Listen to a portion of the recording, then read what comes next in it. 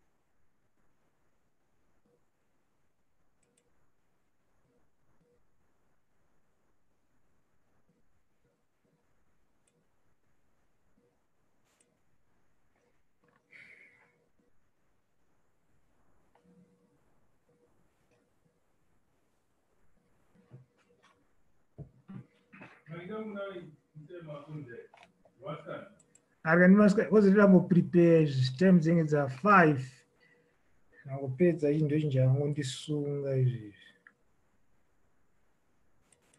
Once I'm done with this, I know I'm free.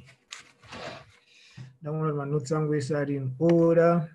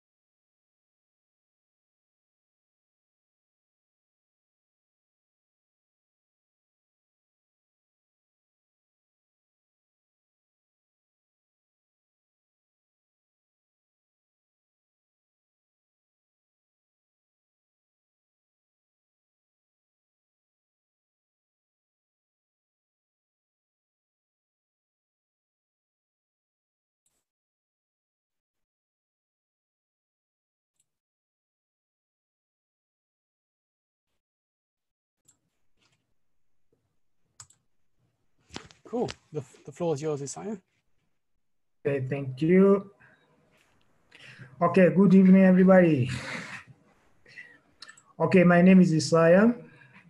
Yeah, I'm just complying with the lockdown. I'm sitting home, I'm following all the rules. So today I'm going to introduce you to cover on basic of Linux, introduction to Linux, and I'll be using the IBM platform, which is called LinuxONE. So there's the presentation. This is my name, Isaiah, your facilitator. These are my contact details. So if you have any questions, you can post them on the chat and then I'll respond to your question as I present. So what is Linux? Linux is an open source software. You can get it for free, you can download it for free from the internet. But most people, they do like to compare with Linux and Windows, but for me, I don't compare them. As a facilitator, I encourage students to use it interchangeably. Okay. The mission and objective of this one, it's what you do, you need to sign up on a what you call LinuxONE IBM platform, and then they give you 120 days for free access. And then once you download, you need to sign in. They give you a space there are two options you get. There's 20 gigs and also 50 gigs. So it depends which projects you want to run. So you choose either one of the two to set it up. And then there's the link which you use to go to the site for open source Linux. So there are different options on Linux. Okay, so there's open source technologies we are having. There's languages, different languages. There's Python, Ruby, and also on runtimes we have Node.js. And then on the main topic today, we are going to talk about Linux on the distribution, Ubuntu and SUSE. So to register, you need to click on this link, and then it gives you the interface. It takes you to this. I'm a fag nigga, fuck me in a Tesla. Nigga rubbing on my thighs with some ketchup. Bitch, I'm gay, so you know that I am next up. I got dildos, I got lube, what you want, son? My dick small, you act like you. Sorry. Oh. We are getting bombed in this day and age. Sorry, Isaiah. Okay, it's fine. So this is the first platform. After clicking the link, you will receive this platform here. You go to this page, it takes you to this page, and then you select this first link. And then after you select this first link, you need to sign on your details on the page, and then Can you just start your screen sharing again? Okay, so I have to select the screen sharing. Okay, there we go. Are you able to see the screen? Yep. Okay, so it takes you to this page, and then you sign in your details. So it comes with two-way authentication. You put all your personal details, your number, your address, and then at the bottom, you put your cell phone number. And then you have to wait for an OTP. And then it sends you an email. You receive an OTP to confirm everything's registered, and then receive a confirmation welcome email. And then you click on the email so that you can log into the platform. It takes you to this page, and then you go to manage instance. So now let me do it practical.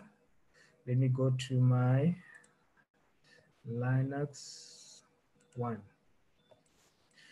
Are you able to see the screen now? Okay, so this is the platform.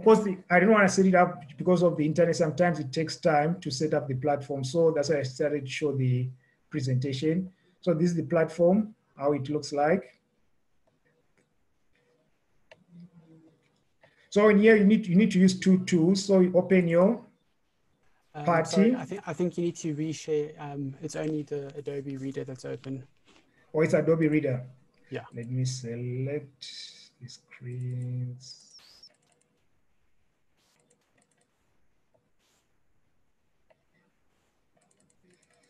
Oh, I think I'm having a tech. It's not giving me that option.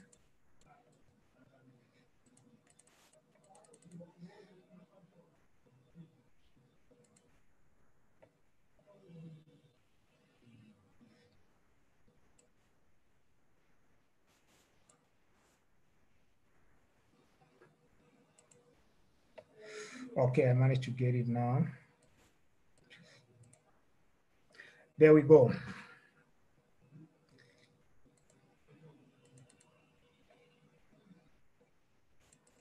It's still only showing Adobe Reader. I think you might have to stop the share and then restart the share because it's only the one window. Okay.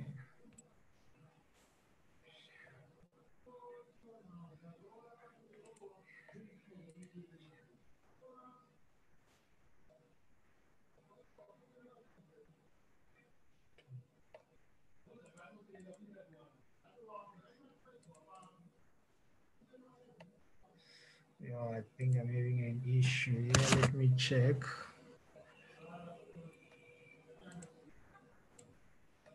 That works. We can see your screen. Yeah, it's working now. It's working now. Yep.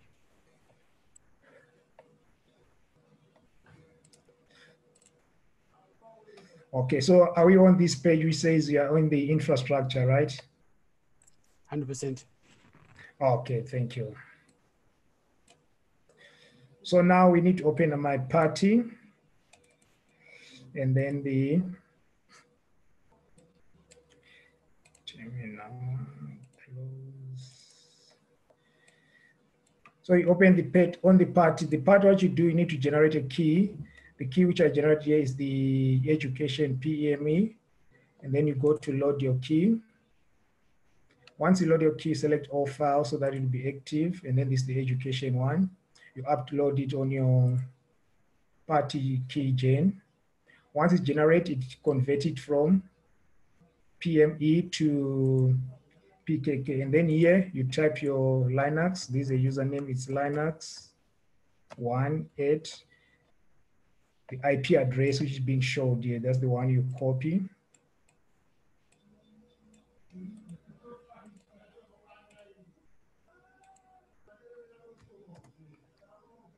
And then you come to the SSH config. You browse for the key, and then my key is now converted to PPK from PME. You load it, and then after it's loaded, it's configured, and then it opens here. So now we are in the terminal, the LinuxONE platform. So this is the LinuxONE we'll be using. It's easy to install. It saves you time as compared to the traditional way of installing from a disk. This is a cloud. They allocate you a space, 2 gigs of RAM, as we show here, as we see on the platform. So with Linux, you need to learn some couple of commands. So the first command which you are going to demonstrate here is to create a file. So how do you create a file in the Linux platform? It's mkdir, and then it means make directory. And then what can you name the directory? Let's say the one you're going to create is dev.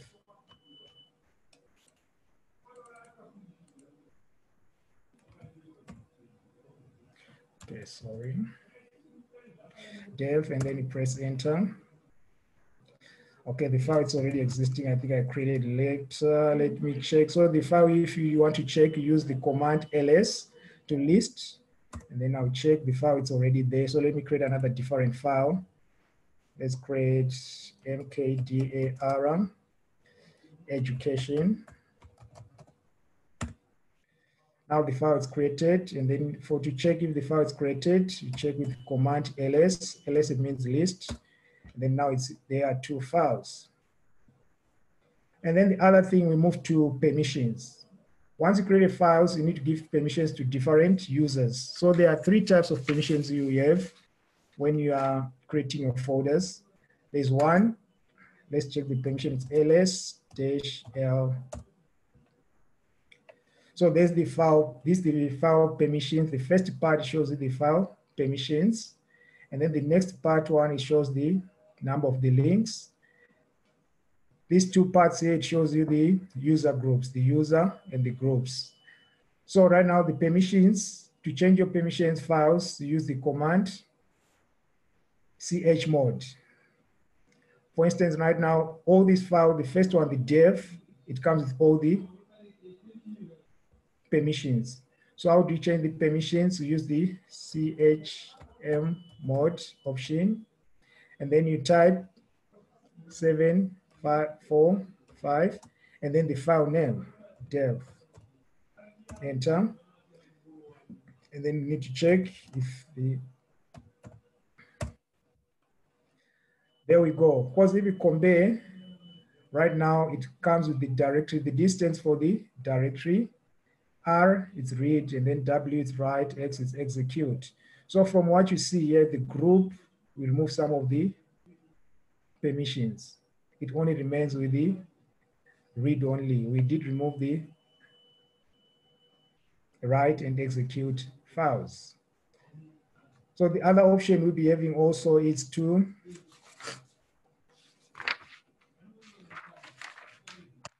check the files in your directory. So we use the command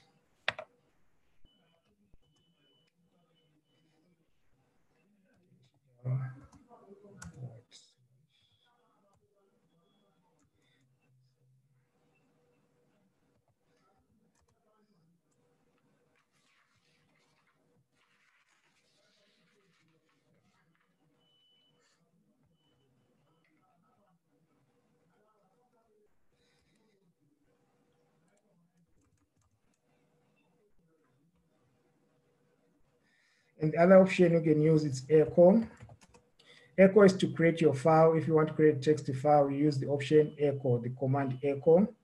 So how to use the command echo is you type your file name,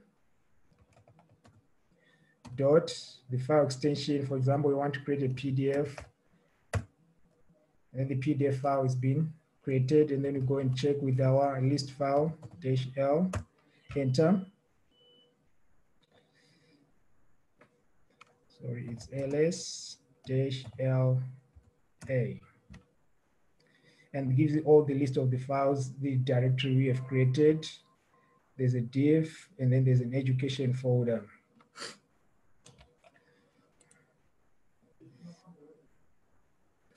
So that's how you manage to set up and configure your LinuxONE platform. It's easy, it's for free, it gives you 120 days. So after 120 days, it will close and then delete your information. You need to resign again to have your access to the platform. There's a lot of things you can do it. You can use Docker, you can use all the application from the platform. It's for free, but it only lasts for 21 days, and it gives you two storages. The one is 20 gigs and the other one is 50 gigs.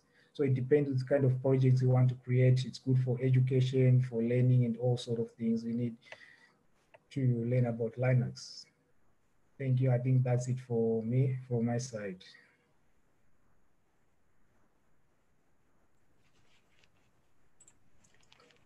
Cool.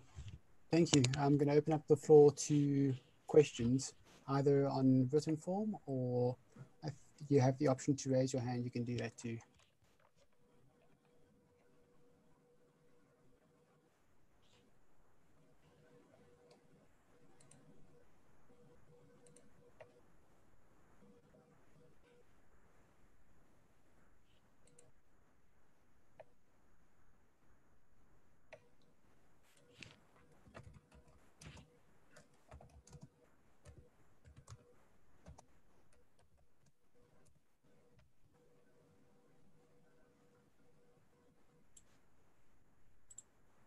Cool. Don't see anyone posting any questions. If I've missed any hands, I apologize, but I don't see any hands raised. Wait, there's a question there. Kalabe Base is asking, hi, can you please share some info on the licenses? The license is free. It's an open source platform. They give you 120 access for 120 days. So there's no any license. It's for free. All you need to do is to go to this link here. I'll share the link. You click on the link, you key in your details, and then from there, it takes you straight to the LinuxONE platform, and then you start to use it. So it's only for 120 days. Okay. So there's no any license which is required. It's an open source. It's for free. I see there's a follow-up question is, can that time be extended past 120 days? No, it can't be extended. The reason why some of people, they sign up, so they need to create space for others, so they delete it. So once 120 days it's up, you need to sign again with the different credentials, like different emails, but you can use your same name and your, so you only need to use a different phone number and a different email address. Okay. It can't be extended. Then I see John. Let me just quickly unmute him. Jonathan raised his hand there. Cool. You can ask a question. Hello, can I ask? Yeah. Yes, you can ask. It's Johan, yeah. What database technology is available? And I assume there's what compilers is GCC, C++, or what have you looked at on the platform itself, and what database? Or with database, let me show a slide with database. If I go to my presentations here, there's a PDF documents.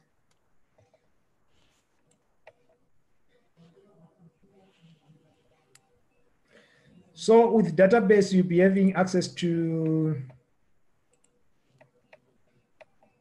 MongoDB, PostgreSQL, CacheDB, Oracle DB.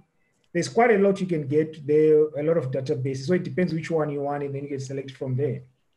Okay, cool. Yes, thanks. But if you need more information, there's my email address. I can share my email address, and then you can get access to it. I can give you all the information you need, how to use it, all the function you can get from the platform.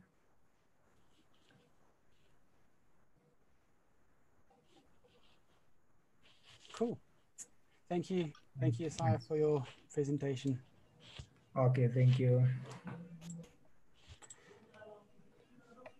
Next up is going to be Heather, and she'll be taking us through some of the concepts of TDD.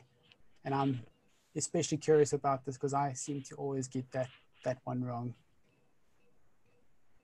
Okay, thanks so much for this opportunity to talk.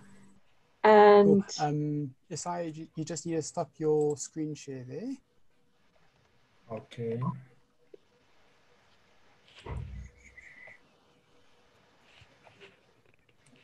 Cool. Okay, so let me quickly share the screen. Should now have my slides up on the screen with testing in the wild.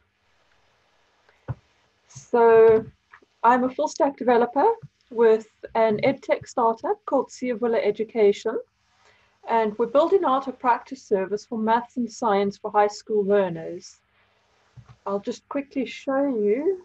This is our website. We have exam prep and practice. If you're linked to a school, your teacher can also send you some assignments. So we'll do some maths practice quickly. You can get some stats about how well you're doing, how many atoms you've collected, what goals and results you're aiming for, or you can select which section you want to practice. The stars are indicating how well you're doing. So I'm going to try solve a finance problem and I'll fail hopelessly. So question, you can choose answers, you can put free-form text in. You get 2 attempts to ensure that if you do get a silly little mistake in typing your maths, it doesn't penalize you completely. And when you get it wrong, you can see a fully worked solution. And you can also see that you're not alone on the site. Currently, we have 495 people trying to practice maths and science, which is impressive for this time on an evening. Okay. So that's a bit about my background, what I get up to, and what I do. And this is the site that I've been working with, and this is the site from which all my experience and my examples will be drawn from. But first of all, what is testing? In a nutshell, it is a means of making sure that no matter what you do, it will work. It's a sort of fail-safe to ensure that what you've coded up will not suddenly bomb out on production. Why are we testing in the wild though? Why not somewhere nice and safe? Well, we're not in a nice classroom context. We're not sitting in a CSI lecture. We're now out actually in the working world, and things are quite different to how the textbooks and the lovely online examples will tell you. Why exactly am I going to pick on TDD or test-driven development in this talk? Well, it's one of the hottest topics in testing, and so it's obvious that this is something people want to know about. It's also one of the easiest things to get people into testing. Why do we even bother with testing? Some of these examples given here might be somewhat mythical. They might just be made up to warn people off, but some of them possibly have actually happened. So planes might suddenly flip upside down when they cross the equator. A ship stopping dead when it crosses the international date line and can't continue. One example that definitely did happen was a probe crashing into a planet. This was a mistake in some units. But for most of us, we're not working with such high stakes things. And so all that's going to happen is people are going to get upset with us. When your site goes down for several hours and people are wanting to do something on it, they're not happy. Another reason to test at all is when you have to develop something very fast, which happens frequently in the real world. So for example, on Thursday, Bob from marketing will come up to you and say, look, I need this feature out on Monday. So you work all weekend, you give Bob a very buggy feature on Monday. He's not happy, his customers aren't happy, your company's not happy, and nobody's happy. But instead, what you can do in this scenario is make sure that you talk to Bob and you find, is there something we can not do on this feature to ensure that there's time to put these tests in place so that we know that what we're giving your customers is the very best we can give them. Once you're able to do this, Bob will get a non-buggy feature and everyone will be happy. There's a huge array of different types of testing. Most of these types of testing you'll only focus on if you go into testing professionally, but it is good to be aware of all the different types of testing. One useful for most developers will be unit testing, but occasionally you might need to do some stress testing, system testing, or integration testing. You'll probably also want to do some security testing, which maybe Zoom should have thought about to stop all the fun Zoom bobbing that people seem to like to be doing. In this particular talk, I'm going to focus on unit testing because it's the best place for a developer to get started with and get up and running. It's also the one that's most amenable to TDD. There's a few different testing methodologies. TDD, which means you test before you write the code. Your focus here very much is on the tests. You're not so concerned with the code, but what are your tests doing? What is the output from your code? It's also about single units of code. It will be written in a programming language. Then you can have behavior-driven development, which is an extension on TDD, and it focuses on what the behaviors will be. This often ties in very nicely with specs and with spec documents because you're focusing on what needs to happen in order to make this happen. These sort of tests usually won't actually be written and run on your code. They'll be written as a set of checkboxes that need to be ticked off before your code is considered to pass. Then the type of testing that I think most developers are doing is test swallow development. This is because someone somewhere said you should test, and so you quickly throw a few tests at the code once you've developed the code. It's also a very natural way to test when you're a developer and not a tester because it focuses on the code. What is the code doing? Why is the code doing that?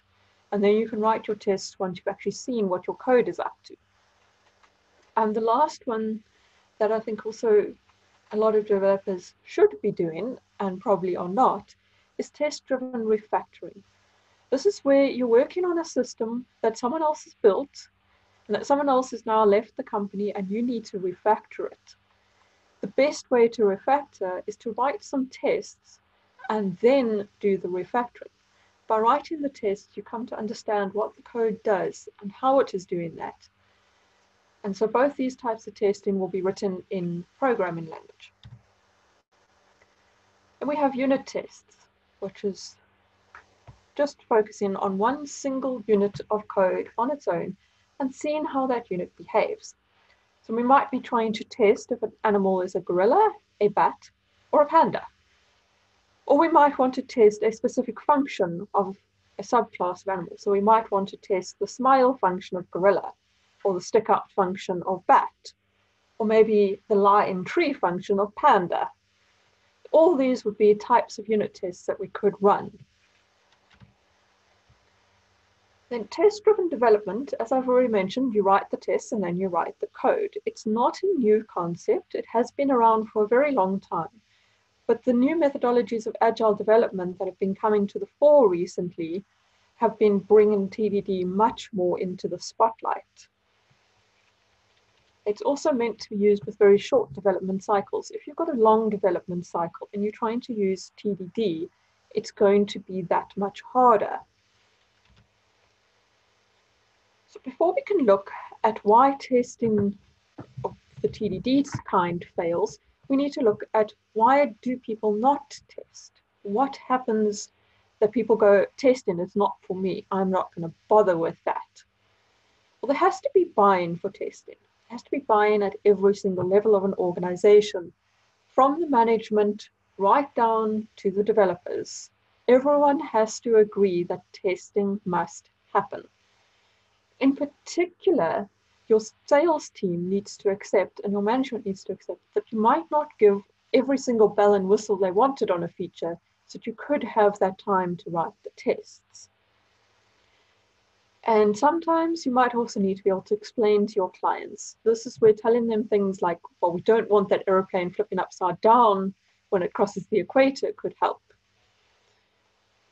Testing also fails when you just throw some tests together. This often happens when you've heard of this testing concept, you think, I should try this thing. You find some sort of library and you whip some tests together and just hope it all happens. And this invariably leads to failure and a dislike for testing. And TDD can often fail for all these reasons, but there's some very unique scenarios where TDD fails. Often you'll find it failing when you're trying to test more than a unit. Because once you get past the unit testing stage of your code, you need to be able to understand all the different units and how they interact together. You can overcome this to some extent by first building up the units and then using TDD for your integration tests to see how the units behave. But it can become much harder at that level. There's also a debate in the TDD world whether or not your requirements should be well defined. The fuzzier your requirements, the less likely you are to know exactly what is expected, and the harder it becomes to write tests.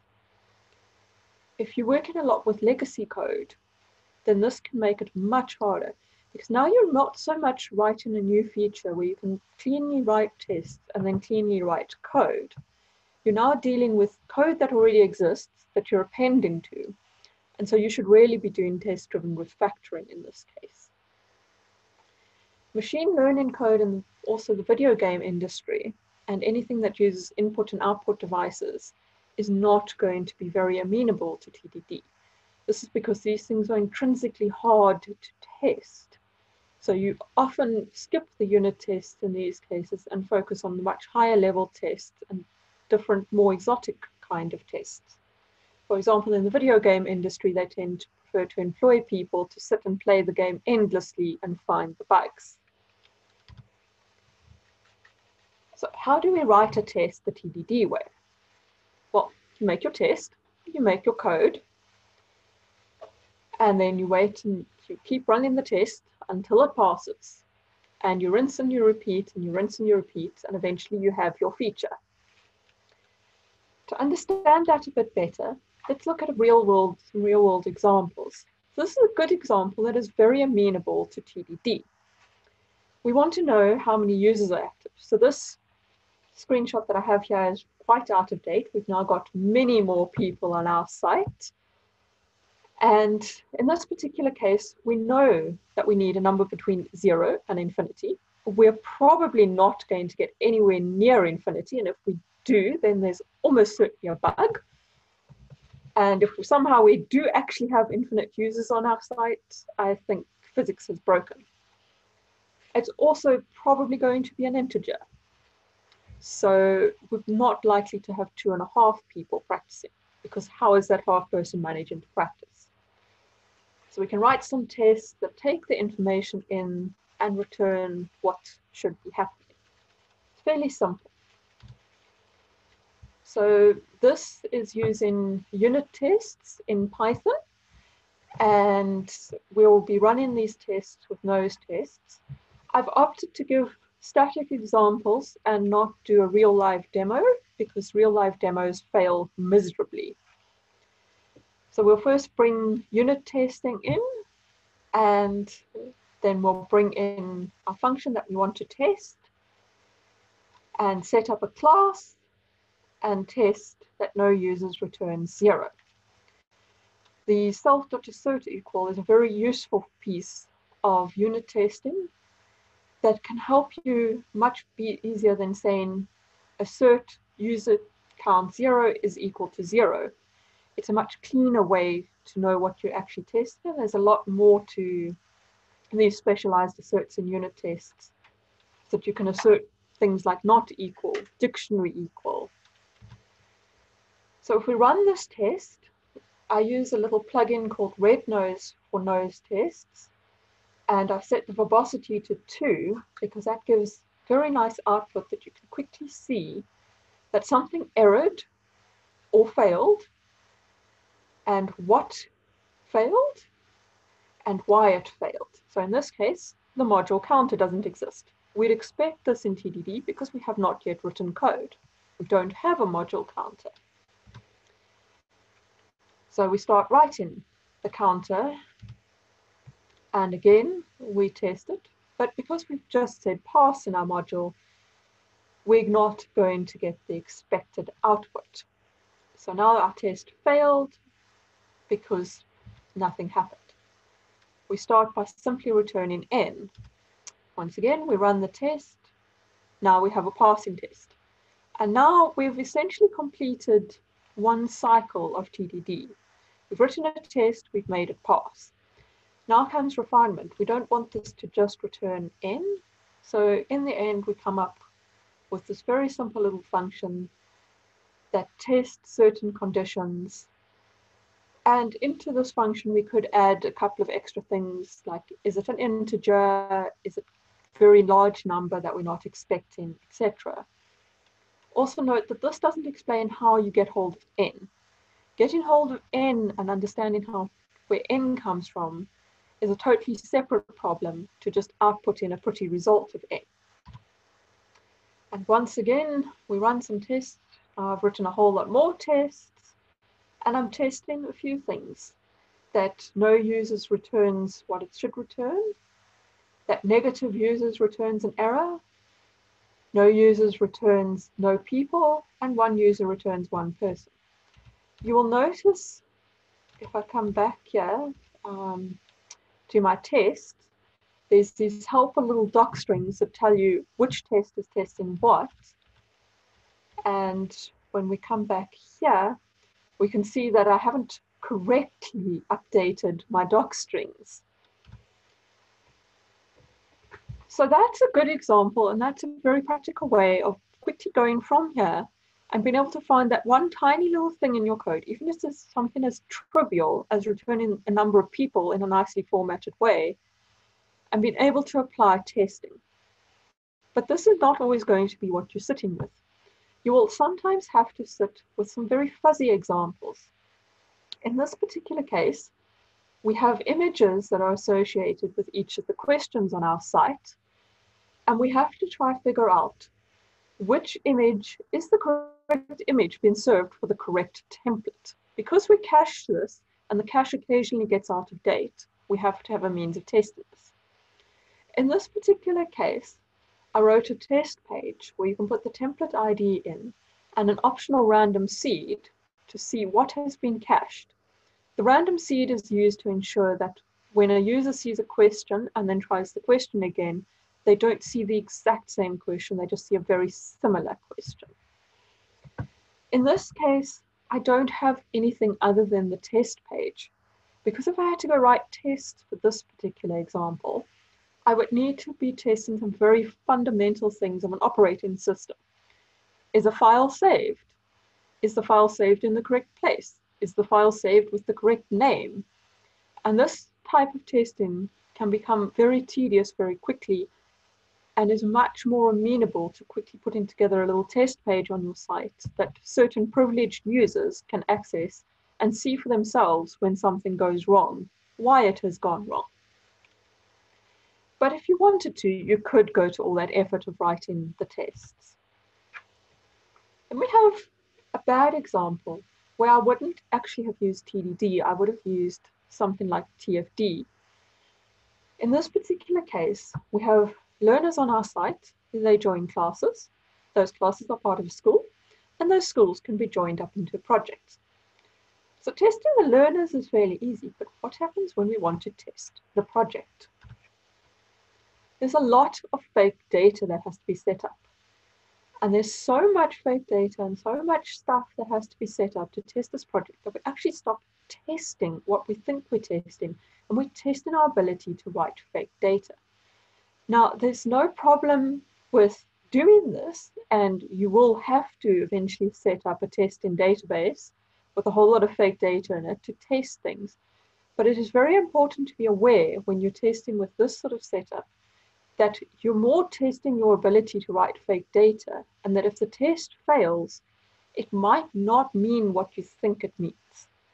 So for these examples, I've usually written all the code, seen how it behaves in the real world, and then taken what information is in the real database and used that to help me set up the fake data that I need to test.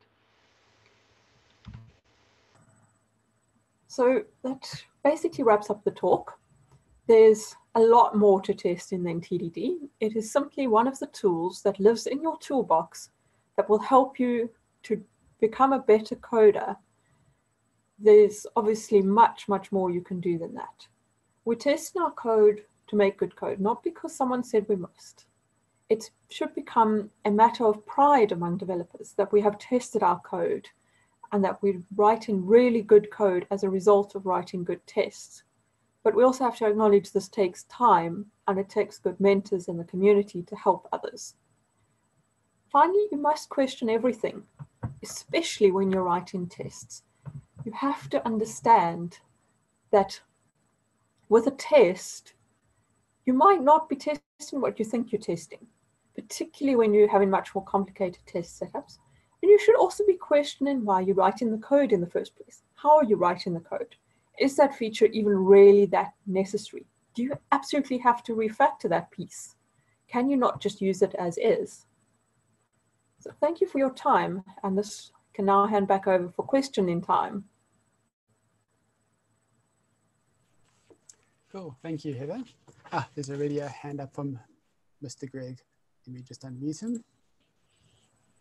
Yes, thank you, Heather. I just wanted to know, is regression testing a form of TDD or TFD or TRD or none of those? If you could just share. I would say it's TFD because it's the sort of testing that you're doing once you know what your code is and know what your code is doing. You're wanting to make sure that you're not regressing to old, the regression to older versions of code is working the way you're hoping it is. Okay, cool, thank you. And then also in terms of generating mocking data, do you have any advice for that? Where to get it or how best to generate it? And I'll put down my hand now. Yeah, it will depend on exactly what data you need for testing. So for most of my testing data, I have taken examples from our real database and used that to help me set up fake data for testing. So also for that, I've set up what I call little factories, which I can quickly call the factory and say, create user, and it will create a user as if it's been created for real. But sometimes if you're doing natural language processing, there's often huge data sets you can use. Also for machine learning, there's usually data sets online. And then, for example, we have to use real schools, and the Department of Education has published a list of schools that exist in the country, so you could also use some of that. Fantastic. Thank you so much. Cool. Then there's a question from Zandor. Is there a way to access the slides or see the links to the articles linked in the slide? I can share the slides on the meetup group on the discussion forum after this. Cool. Then another hand from Kalabasi. Hi, Heather. So Hi. I heard you as you mentioned machine learning, right? I have a question that related to robotics process automation. I don't know if you've worked in that space before, but I'll share like enough context for you to maybe give your opinion here. So with RPA, we basically control the user interface, mimicking like the end users, and then performing what the user will do. So same as like user interface automation testing. So we use those tools like Selenium, but in this case we are sending this thing to production. It's not a test, right? And then what we have in our team is that we should JUnit your code that actually moves the mouse and then clicks the buttons and stuff. And then, so you don't like, you mock out the user interface, but you JUnit your orchestration in that you check that your method, your code is calling this method, and that method is actually the one that is responsible for clicking on a button. So my question, and then where I need your opinion is, do you think there's value in that, like JUniting that orchestration to say, because the asset will be like, does this method call this method and then call this method and then call this method? Meaning, do you click this button and then click this button and then click this list? I don't know if I'm making sense here, but if I'm not, it's fine. Yeah, so I think I understand what you're trying to say is that, so what you're doing much more is end-to-end testing. And that's something I've only recently started getting into. I've actually been using a wonderful tool called Cypress, which is a much newer tool in Selenium. But so that kind of testing, you can mock out your user interface and make a fake interface to test with, but it is often much better to test with a real interface. And so for my tests with Cypress, I've actually just been using my local site my local database and site to test with rather than the production site. Does that help? A little bit, but it's fine. Thanks. Yeah. I said thank you for your response. Yeah, thanks. All right. Any other questions? I don't see any more being typed out.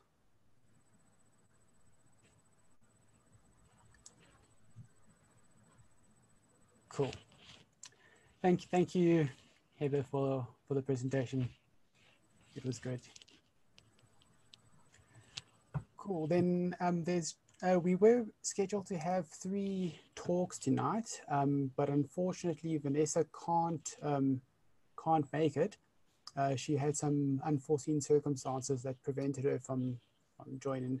So she will be doing a talk at the next session that we have.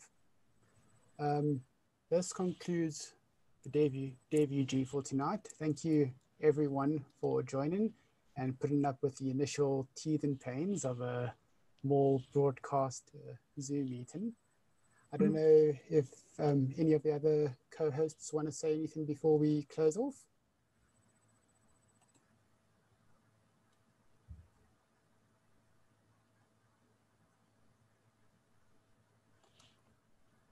Cool. And thank you to everyone. make sure you stay safe. Don't forget to get a bit of exercise and sun while we're all locked down, and enjoy the rest of your evening. Cheers. Cheers. Bye, everyone.